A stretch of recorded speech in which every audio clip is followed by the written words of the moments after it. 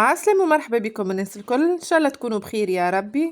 اليوم ان شاء الله باش نشارك معاكم وصفة كفتة البطاطا مع جبن والطن، طريقة سهلة وبسيطة. أكثرية الأوقات نعتمدها في شهر رمضان على خاطرها خفيفة وبنينة برشا وفي ساعة تحضر. ننصحكم باش تجربوها وإن شاء الله تعجبكم. قبل ما نبداو ما تنسوش الإعجاب والاشتراك في القناة والضغط على زر الجرس باش يوصلكم كل جديد. يلا نبداو.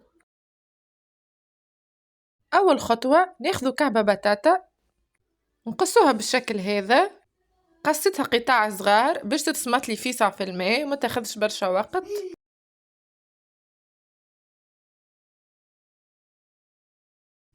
نزيدها مغرفة ملحة صغيرة ونخليها تطيب. قصيت شوية معدنوس وبصل وذبلتهم باش نحطهم في الكفتة. بعد ما تسمطت البطاطا قطرتها من الماء متاعها، حطيتها في صحفة كبيرة، هرستها بالطريقة هذه، زدت لهم المعدنوس والبصل اللي ذبلتهم، خلطتهم مع بعضهم، حطيت لها مغرفة كبيرة طن. الخطوة هذه اختيارية، تنجم ما تحطش فيها طن. توا زدتها جبن، اي جبن متوفر عندك تنجم تحطه. حطيت لها مغرفة صغيرة هريسة، خطوة اختيارية.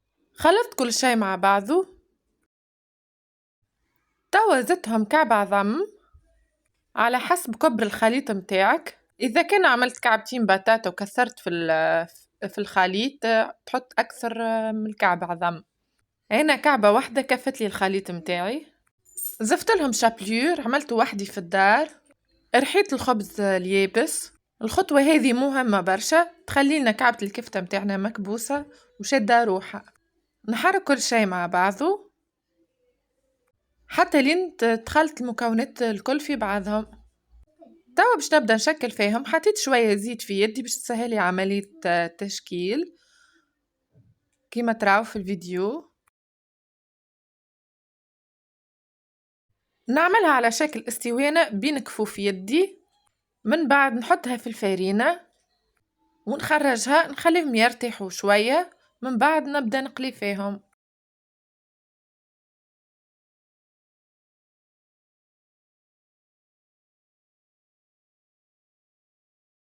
نعملوا الكعبات الكل على نفس الطريقة، نحطهم في طبق نخليهم يرتاحوا درجين ومن بعد نقليهم.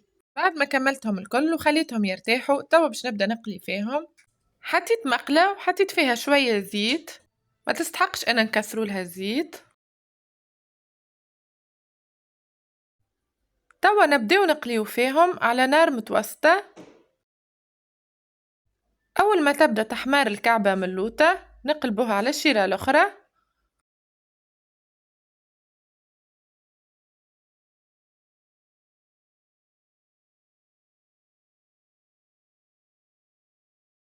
وهكا نكونوا كملنا كعبة الكفتة متاعنا. إن شاء الله تعجبكم الوصفة، ننصحكم باش تجربوها، سهلة وبنينة وتحضر فيسع.